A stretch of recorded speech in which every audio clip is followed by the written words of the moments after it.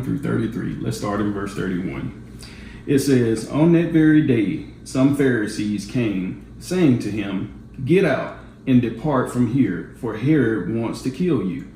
And he said to them, 'Go, tell that fox, behold, I cast out demons and perform cures today and tomorrow, and the third day I shall be perfected. Nevertheless, I must journey today, tomorrow, and the day following. For it cannot be that a prophet should perish outside of Jerusalem.'" We see that the Pharisees, they come up to Jesus and they warn him, saying, "Herod wants to kill you." They advise him to leave the area.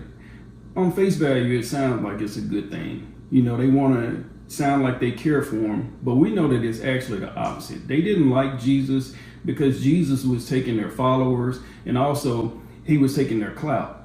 So they wanted him dead, and they wanted him pretty much out of their hair. They thought that by saying this, that Jesus would be scared and fearful for his life, and that he would leave the area. And by doing so, they wouldn't have to deal with him anymore. But we see Jesus gives them a different response than what they were wanting. He tells them, "Go and tell that fox." So what is a fox? So a fox, it has different characteristics, which is that it's sneaky, it's cunning, dishonest. And if you know how a fox hunts, it doesn't really hunt in the daytime. It hunts at night when it can't be seen out in the open. And that's what Jesus is saying about Herod. He's saying he does stuff behind closed doors. He's never going to come out in the open and do it. He tells the Pharisees, tell him that he has no power over me or authority. He can't do any harm to me because it's out of his control. My Father is the one that's in control. And when he says that I need to die and when I need to go to the cross, that's when I'll go. But up until then, no, I'm not worried about him. Jesus found peace and safety in God having control over his life.